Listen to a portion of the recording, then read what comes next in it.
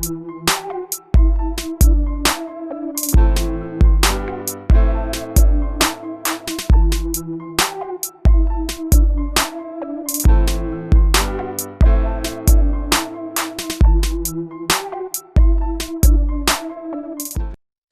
okubeera ku Projan Media TV kakinina na muli Winfred katushabe tubagala nnyo ena gye musinziira.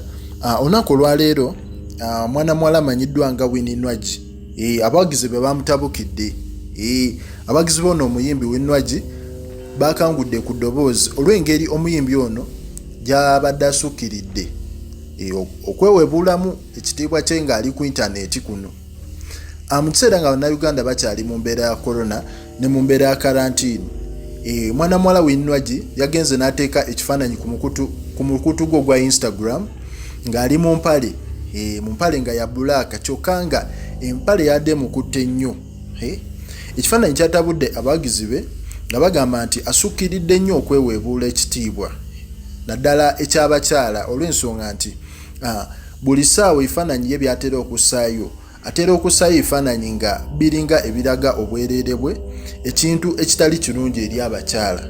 Oba okitegeera?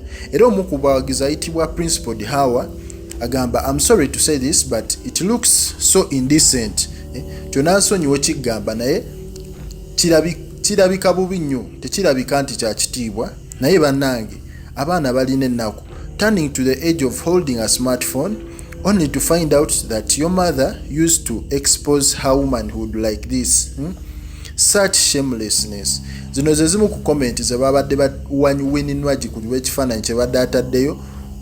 Ono n'agamba nti Winnie omwezi guno wakanguzi bannange ebigambo binene nnyo sobola byogera naye nga ku Projan kwokyali ffenaffe tugezaako okwongerezaako nti omukyala nga Winnie Nwagi waliwo time wetuuka nga omuntu alina okwewa ku kitiibwa, waliwo ebifaananyi by'otalina posti nga adde oli serebu naye olina okubalirira nti olina abaana. Anytime omwana asobola okugwa ku kifaananyi kyo noba nga tolina kifaananyi kirungi ky'omulaze.